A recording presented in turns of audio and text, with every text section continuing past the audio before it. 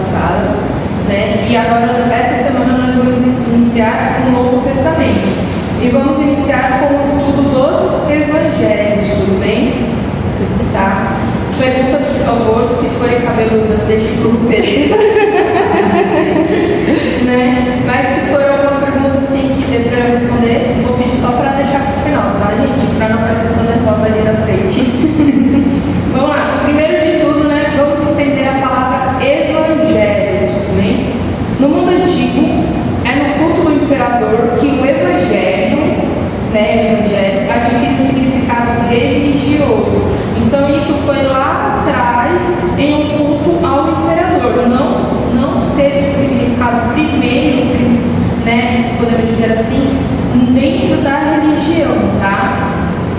E nessa última esfera, né? Ou seja, em relação ao culto ao imperador, as notícias do nascimento do soberano divino, da maioridade, entronização, bem como seus discursos, tá? Decretos e atos são boas novas que trazem um cumprimento há tanto tempo almejado aos anseios do mundo e pela felicidade e a paz. Isso aqui é uma definição do Evangelho segundo o Dicionário Internacional de Teologia do Novo Testamento. Observando o uso desta palavra entre grego e romano, pode deduzir que a proclamação deste Evangelho não apenas anuncia uma nova era, leva realmente a esse efeito. Ou seja, quando a gente traz para dentro, né, da religião, ela traz realmente esse efeito.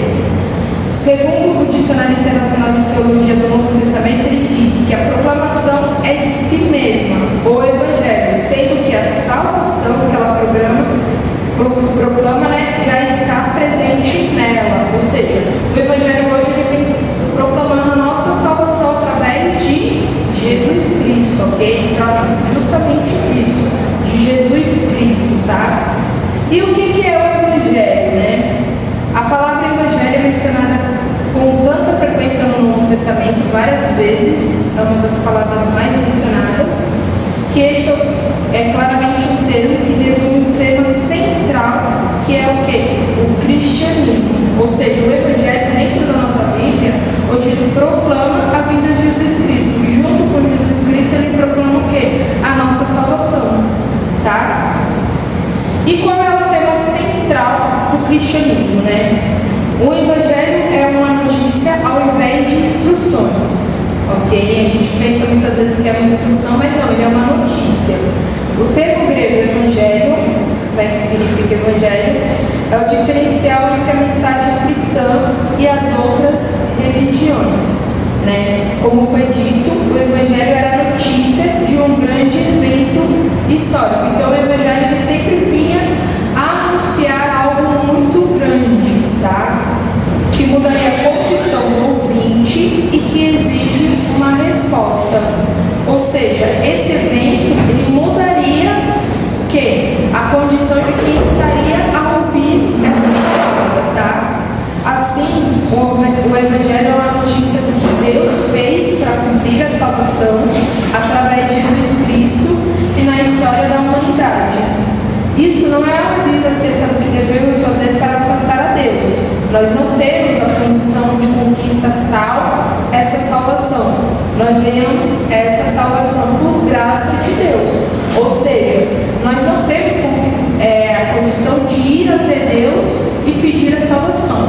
Ele nos deu, pela sua graça, né, e misericórdia, Ele nos deu essa salvação, tá? O Evangelho é graça ao invés de méritos, né? Porque a gente acha que muitas vezes a gente tem mérito a isso, mas não é, foi algo gratuito, foi algo que Deus nos deu, né? O Evangelho eu sou aceito por Deus através de Cristo Jesus e obedeço a Deus.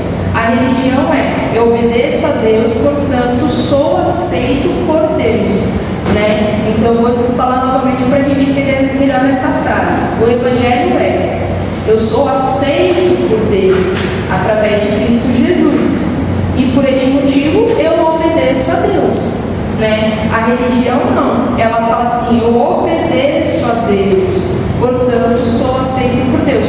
O contrário, né? Então nós sabemos que isso não é verdade, tá? Desta maneira, o Evangelho é diferente das religiões e do sistema não religioso.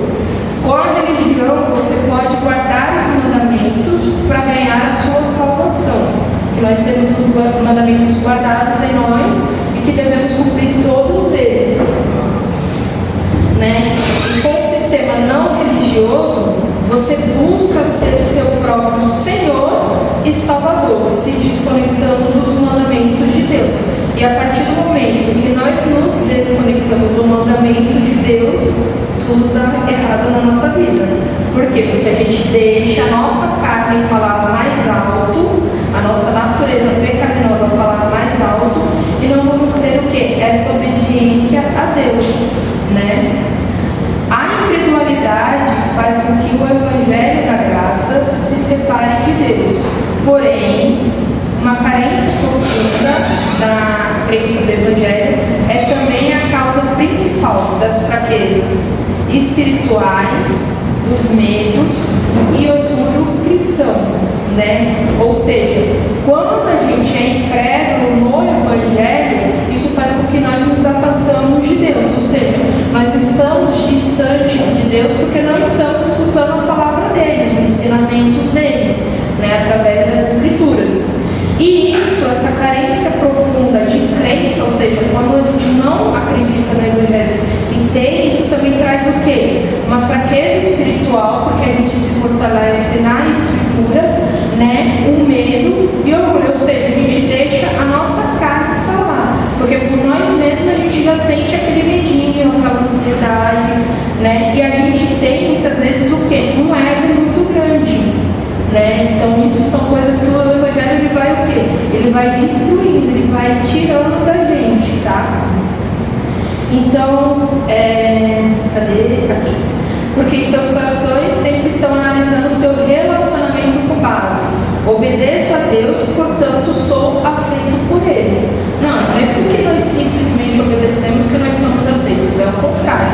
Primeiro nós somos aceitos por Ele. E por conhecer a história dele, nós devemos o quê? Obedecer os seus mandamentos, né? Por exemplo, se falharmos em perdoar uma pessoa, isso não é simplesmente não obedecer a Deus, mas é uma falha de entendimento que somos salvos pela graça. Ou seja, a gente está lá no nosso mandamento que nós devemos perdoar as pessoas. Por mais que elas errem, a gente fala, caramba, que vacilão, né? Ele foi na minha vida, poxa, me deixou triste, me magoou, me feriu, né? Aconteceu uma injustiça às vezes muito grande, porém, nós devemos o quê? Segundo o mandamento de Deus, perdoar a todos, né? Isso é conhecer o Evangelho. Ou se mentimos para cobrir um erro, isso não é simplesmente não obedecer a Deus, senão também é uma falha em buscar a aceitação de Deus ao invés da aceitação das pessoas ou a aprovação das pessoas, que é o que muitas vezes a gente procura, né? A gente não procura o nosso Deus. Deus, será que o Senhor está me aceitando do jeito que eu sou, assim, procurando melhorar, porque somos humanos, temos falhas, né? Mas nós procuramos muito o quê? A aceitação de outras pessoas. Como que aquela pessoa vai dizer sobre mim? Né? Como que vai ser a resposta dela? Então a gente fica muito mais preocupado com isso, e isso faz com que a gente tenha o quê? Um entendimento totalmente errado sobre as Escrituras, sobre a palavra, né? Desta maneira, não somos salvos por crermos no Evangelho. Então crescemos tratando de viver duramente de acordo com os princípios bíblicos. Crer no Evangelho não é só o caminho para conhecer a Deus, senão também o caminho para crescer nele. Nele quem? Em Deus, em Jesus Cristo, que é onde nós devemos estar sempre procurando para a nossa vida. Tá? O Evangelho é transformar o fraco em forte. Cristo conquistou a nossa salvação perdendo, alcançou o poder por meio da fraqueza e do serviço, obteve a riqueza através de uma entrega total, né? E aqueles que recebem a sua salvação não são fortes e perfeitos, senão aqueles que admitem que são fracos e perdidos, né? O Evangelho ele veio para quem? A Escritura veio para quem? Para quem é fraco, para quem tenha perdido, para quem quer se encontrar. Ok? Por quê? Porque nós devemos mudar essa natureza nossa, essa natureza pecaminosa nossa. Nós somos pecadores.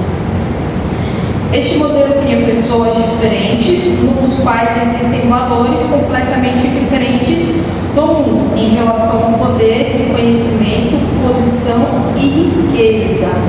Tá? Quando entendemos que podemos ser salvos somente pela graça através de Jesus Cristo, paramos de buscar salvação nessas coisas, nas coisas do mundo.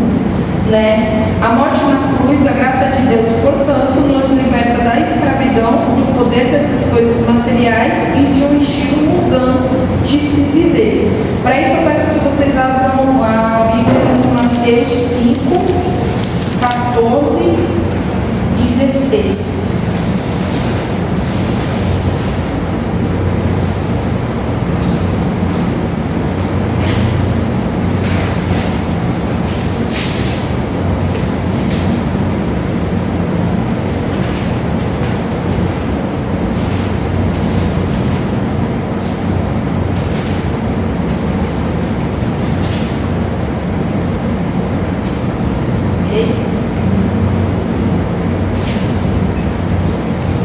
Faz igual os pregadores pentecostais, quem achou, diga amém. Se não, misericórdia.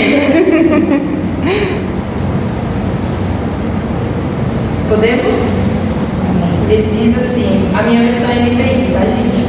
Vós sois a luz do mundo, não se pode esconder a cidade edificada sobre o monte, nem se acende uma candeia para colocá-la debaixo do alqueire, mas no velador e ilumina a todos que se encontram na casa. Assim brilhe também a vossa luz diante dos homens, para que vejam as vossas obras e glorifiquem o vosso Pai que estais nos céus.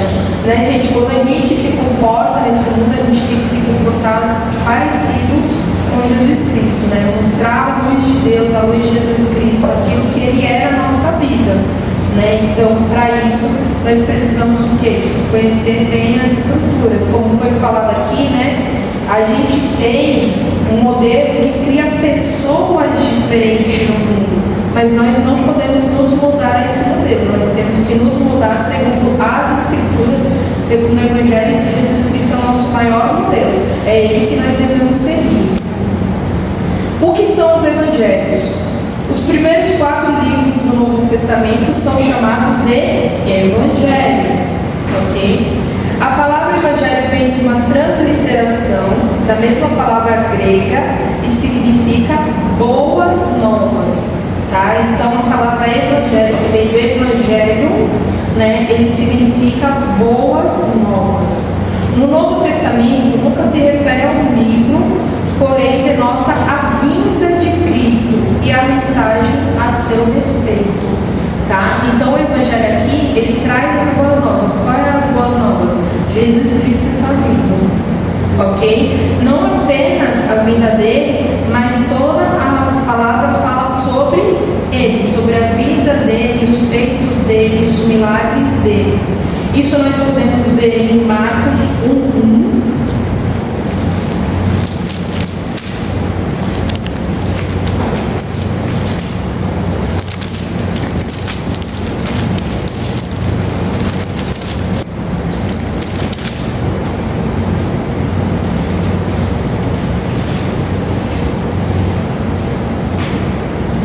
Que diz: o princípio do Evangelho de Jesus Cristo, Filho de Deus. Né? Então ele está falando, ó, princípio do Evangelho de Jesus Cristo, o início do Evangelho de Jesus Cristo, sobre Jesus Cristo. Né? Romanos 1:16.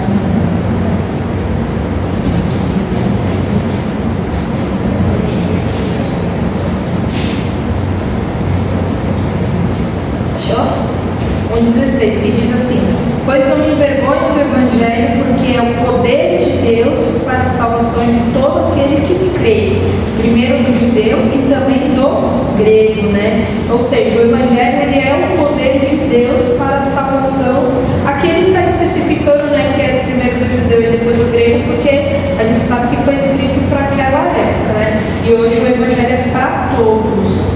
E Tessalonicenses, 1 Tessalonicenses 1:5.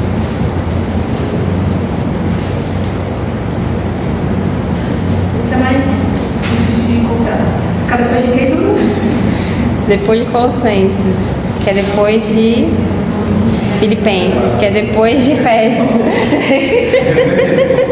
1 Tessalonicenses 1:5.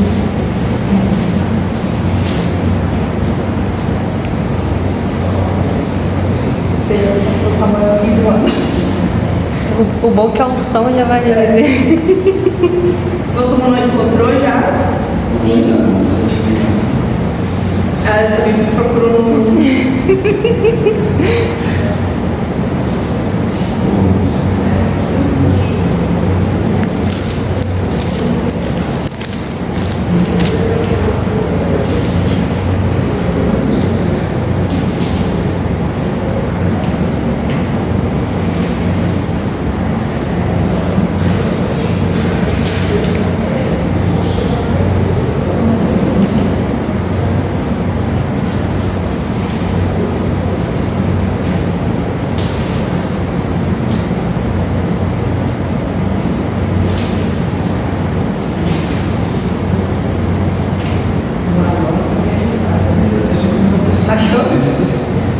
Tessalonicenses 1:5.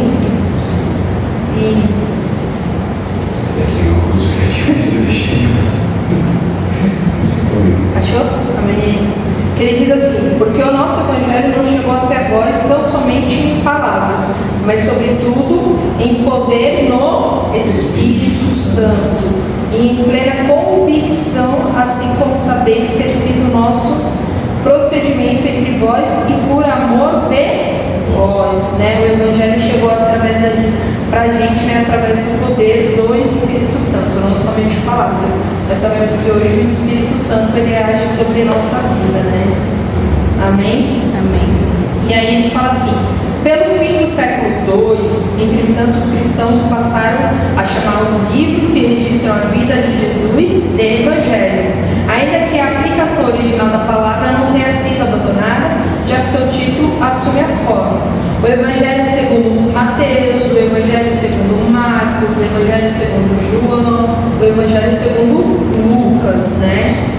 Isto é, a história das boas novas, conforme relatada por Mateus, exemplo, né, e tantos os outros. Os evangelhos não são biografia no sentido moderno da palavra, ou seja, falar justamente a vida de Jesus, né? Ele fala um pouco, mas ele não fala só da vida de Jesus, né? Seu foco óbvio na vida e no significado de uma única pessoa, Jesus Cristo, sugere que se encaixe confortavelmente no gênero antigo de bios ou biografia, né? Os 4 evangelhos foram reconhecidos explicitamente por volta do fim do século II. E quais são os 4 evangelhos reconhecidos na nossa igreja, né? Os evangelhos são conhecidos pela igreja, inspirados e que se tornaram canônicos para entrar dentro das nossas escrituras ou sagrados para a igreja são o Evangelho segundo Marcos, o Evangelho segundo Mateus, o Evangelho segundo Lucas e o Evangelho segundo João. Os 3 primeiros, Marcos, Mateus e Lucas, eles são denominados como sinóticos. O que isso significa? Eles são assim considerados dessa forma porque, em virtude das suas semelhanças, permitem uma visão panorâmica da vida, obra, doutrina, paixão, morte e ressurreição de Jesus Cristo. Então eles apresentam essa semelhança e até mesmo na escrita deles, nas ordens em que eles foram escritos, todos esses pontos em referência a quem? A Jesus Cristo, sobre a vida de Jesus Cristo. Então por isso que antes a gente fala que não pode ser biografia, porque ele não fala somente da vida de Jesus, né? Ele fala o quê? Da obra, da doutrina, da paixão, da morte, ressurreição, dos milagres que Jesus Cristo ele fez, né? Então ele dá um panorama mais amplo, mas esse termo também se encaixa dentro dali, tá? E os sinóticos, eles têm o que? Essa semelhança na escrita. Se vocês pegarem capítulo por capítulo e comparar Marcos, Mateus e Lucas, vocês vão ver que eles seguem essa sequência, até mesmo dos relatos entre eles, tá? O adjetivo sinótico vem do grego sinopsis, que significa ver em conjunto, né? Então eles observaram, óbvio, em tempos diferentes, como nós vamos ver, mas eles observaram esses pontos da vida de Jesus. E a gente deve sempre lembrar que o Evangelho, ele não foi apenas isso que Jesus Cristo ele fez muito mais feitos, muito mais milagres, muito mais obras na vida das pessoas. Os escritores eles julgaram necessário aqueles pontos, os pontos primordiais para se colocar nas nossas escrituras hoje. Tudo bem? Tá? O Evangelho segundo Marcos, né, que foi o primeiro a ser escrito, tá? Pergunto para vocês, Marcos foi apóstolo? Tem pouco, que nem o Pedro fala. Sim ou não? Marcos foi? Não foi? Não. Tá? Autor Marcos ou João Marcos. Há quem diga que ele seguiu Pedro, né? E aí ele escreveu o segundo relato de Pedro. Tá? Espero que esteja certo, né? Vamos lá. A datação dele, né? 60 anos depois de Cristo, lá no século I, tá? Logo após a ascensão de Jesus, começou a se formar pequenos trechos ou breves coleções de palavras e feitos de Jesus, a princípio de forma oral, depois por escrito, né? A gente sabe que, primeiramente, lá eles tinham uma tradição oral, né? Entre os povos. E aí eles viram a necessidade de começar a escrever os feitos de Jesus Cristo para as futuras gerações. Qual é o propósito do Evangelho de Marcos? Marcos lidou com a pergunta: quem é Jesus ou Cristo, né? Se a gente for parar para ver, não sei se vocês já leram, mas o Evangelho de Marcos ele é o mais curto. Ele pega bastante as obras, as ações de Jesus Cristo para mostrar os seus feitos realmente. Quem foi Jesus Cristo na vida daquelas pessoas, né? Muito tempo se passou e certamente as pessoas ainda tinham problemas em entender quem tinha sido Jesus. Acho que até hoje. O Evangelho de Marcos, ele surgiu então para atender essa necessidade. Ele escreve para demonstrar aos seus leitores que Jesus Cristo era realmente o Filho de Deus. Ele explicita isso já no primeiro versículo, lá em Marcos 1. Vamos ler lá novamente?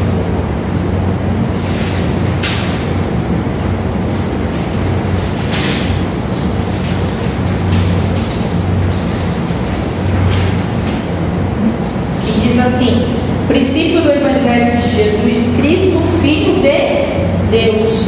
Então, no primeiro versículo, além de enfatizar que o Evangelho de Jesus Cristo, ele enfatiza o quê? Que é Filho de Deus, né? A certeza de que Jesus é o Filho de Deus se tornou, então, essencial para a fé dos santos, tá? O Evangelho segundo Mateus.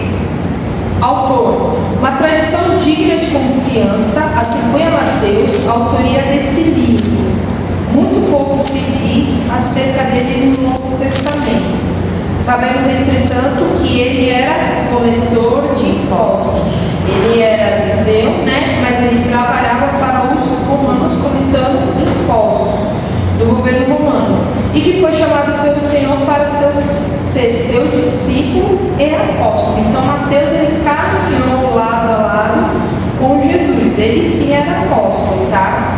Este evangelho foi composto possivelmente no início da década de 60, entre 60 e 70 depois de Cristo, século I. Então Marcos aqui ele escreveu primeiro lá no ano 60 depois de Cristo, no século I. E o segundo evangelho a ser escrito foi o de Mateus, um apóstolo, tá? Lembrando que Marcos não era apóstolo.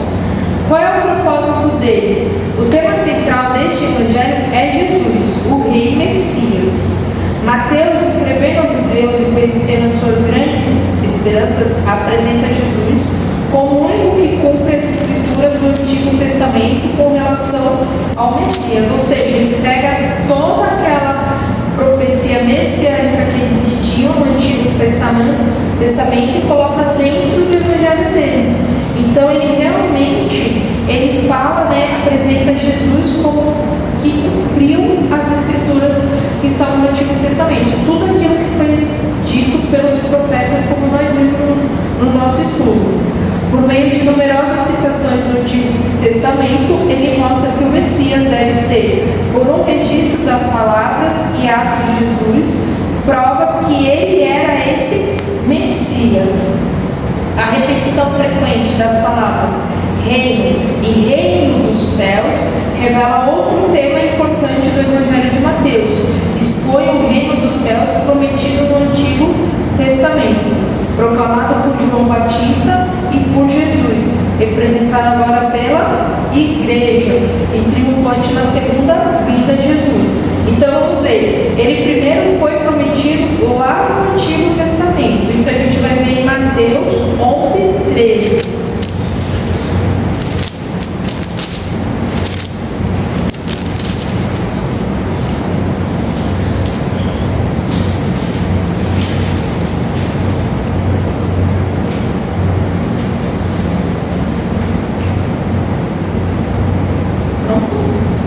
Porque todos os profetas e a lei profetizaram até João, certo? E Jesus, isso em Mateus 3:2.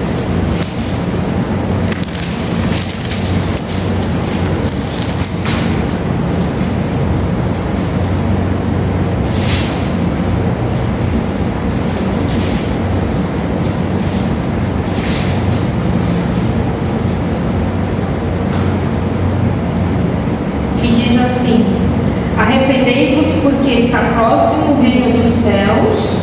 E Mateus 4:17, que diz: daí por diante passou Jesus a pregar e a dizer: arrependei-vos porque está próximo o reino dos céus. Então é uma palavra bem recorrente, ele se referia ao reino dos céus, que está próximo, tá? Representado agora pela igreja, lá em Mateus 16:18-19.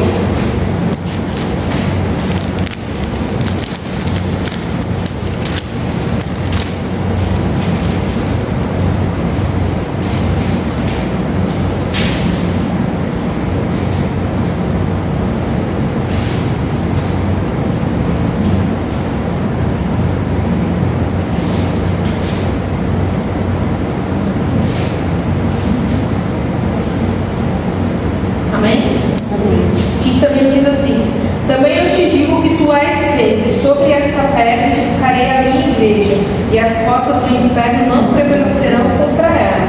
Dar-te-ei as chaves do reino dos céus. O que ligareis na terra será ligado nos céus, e o que desligareis na terra terá sido desligado nos céus. E triunfante na segunda vinda de Jesus, lá em Mateus 25.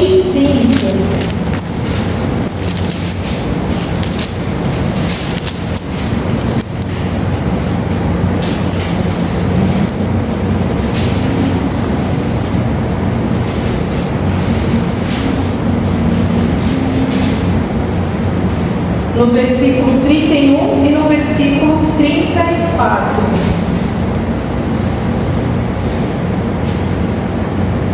Amém? Amém.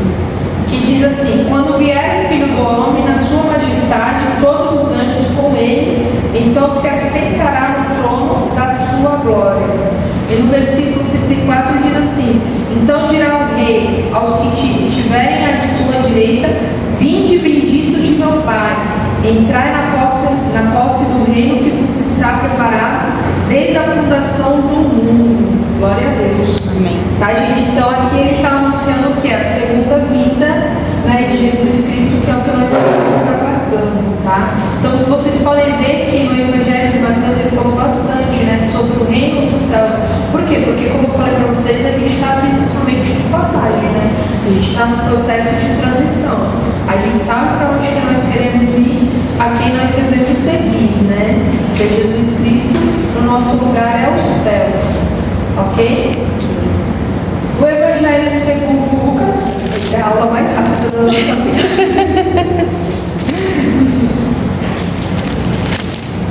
Lucas, ele foi, né, segundo alguns historiadores, ele foi um médico, né? E a gente sabe que a escrita do Evangelho dele, ele pesquisou bastante, porque é bem rico também de detalhes, né? Então, Lucas foi o companheiro do apóstolo Paulo, ele não foi apóstolo, tá, gente?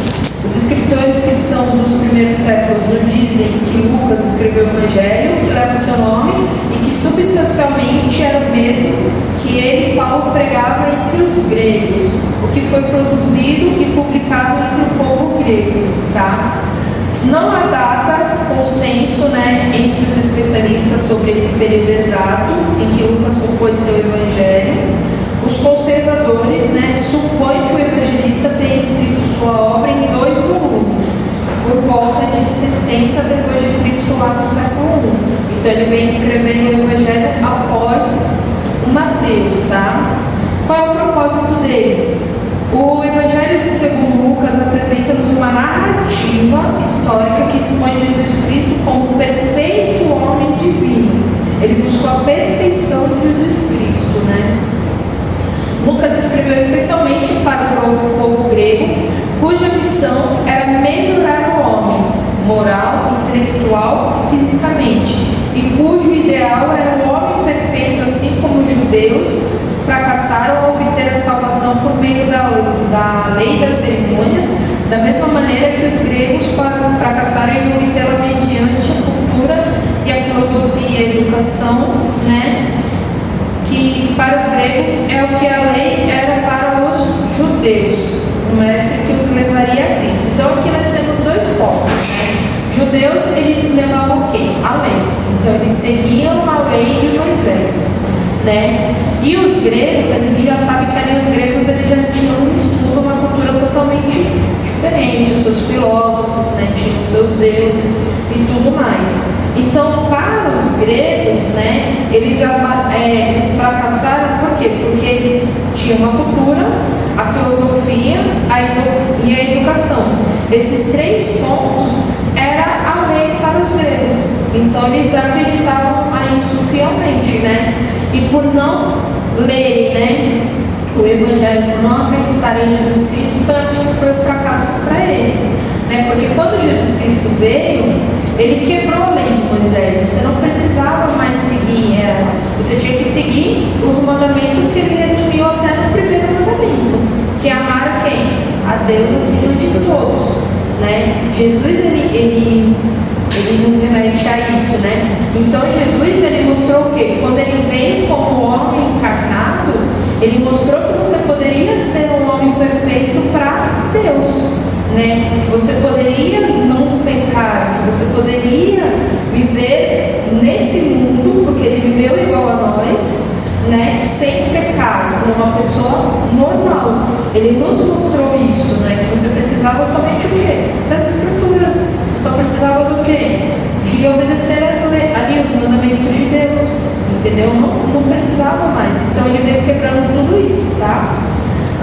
Percebendo sua incapacidade de salvar a humanidade por meio da educação, muitos filósofos gregos viram que a sua única esperança de salvação era a vinda de um homem divino. Lucas, para satisfazer a necessidade dos gregos, apresenta Jesus como um homem perfeito, divino, o representante, o salvador da humanidade. Porque quem conhece um pouco da cultura grega, né, dos filósofos, vocês sabem muito bem que eles acabam estudando para tudo, né, buscando uma resposta para tudo nesse mundo, né? E ali, Jesus Cristo, você não consegue buscar uma resposta científica como eles gostariam, né? Então, quer dizer, é algo que assim, quem viveu, quem viu, né, e quem ouviu e acreditou, quem creu, vai ter a sua salvação, né? E aí o Lucas, ele vem com isso, ele vem mostrando para esses filósofos que a gente gente tem um homem divino, se a gente tem um homem perfeito, que ele é divino, que é Jesus Cristo, que é o nosso modelo de homem, é quem nós devemos seguir, né? Tá? Dúvidas? O Evangelho segundo João, o último, né, a ser escrito. João foi um apóstolo, né?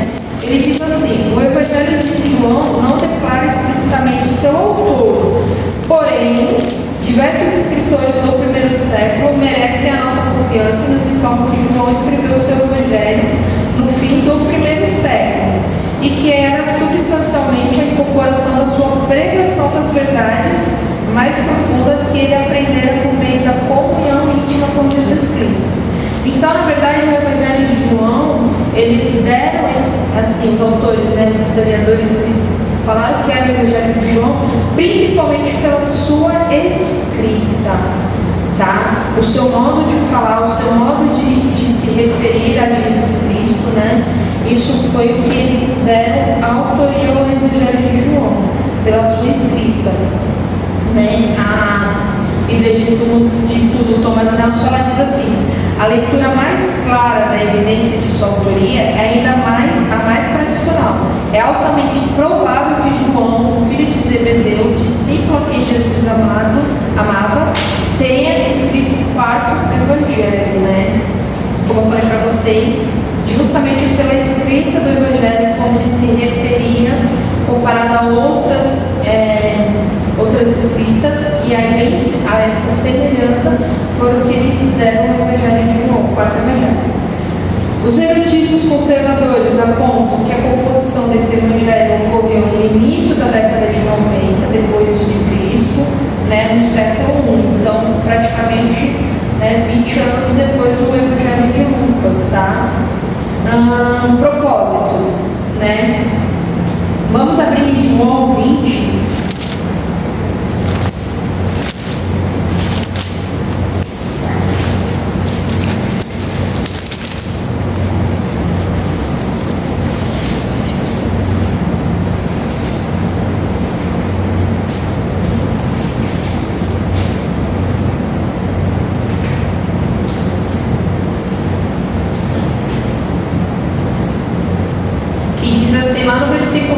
Gente, dois versículos, 30 e 31. Na verdade, fez Jesus diante dos discípulos muitos outros sinais que não estão escritos neste livro. Estes, porém, foram registrados para que creais que Jesus é o Cristo, Filho de Deus, e para que, crendo, tenhais vida em seu nome. Amém. Tá? O Evangelho de João, ele foi produzido no momento de dificuldade das igrejas, com falsos, né, ensinos sobre Jesus. Ou seja, naquele tempo, quando ele escreveu, a gente tinha falsos profetas, podemos dizer assim, não necessariamente profetas, né? Mas a gente tinha pessoas que falavam com falsidade sobre Jesus Cristo, tá? Ensinos, né, falsos. Aí sua intenção então foi ensinar sobre a verdadeira identidade de Jesus como Salvador do mundo. Esse evangelho gasta a maior parte de seus capítulos para demonstrar a natureza divina de Jesus e a sua relação com Deus. Sua preocupação com a doutrina de Cristo é enorme, denunciando assim que esse era o principal problema que existia em sua igreja, né? Então aqui a gente vê uma exortação em relação à igreja do Evangelho de João, né? Por quê? Porque ele mostrou a natureza divina de Jesus, que as pessoas não acreditavam, né? E a relação dela com Deus, ou seja, Jesus tem uma relação com Deus, que ele não fez isso só por fazer, que ele fez amando de Deus, pela ordem de Deus, para restabelecer novamente o quê? A nossa comunhão com Deus, porque a gente estava afastado, né, pelos pecados que nós tínhamos naquela época. Nós não, porque eu não estava lá nascendo. Tá? Então, com isso ele foi denunciando o quê? Os principais problemas que tinham na igreja naquela época, exortando a igreja e trazendo a igreja de volta para quem? Para Jesus Cristo, que é quem a gente deve, né? O Pereira ele sempre fala que a Bíblia do início até o fim, ela aponta para quem? para ninguém mais, né? E é Ele que devemos ser nosso modelo. Amém? Amém.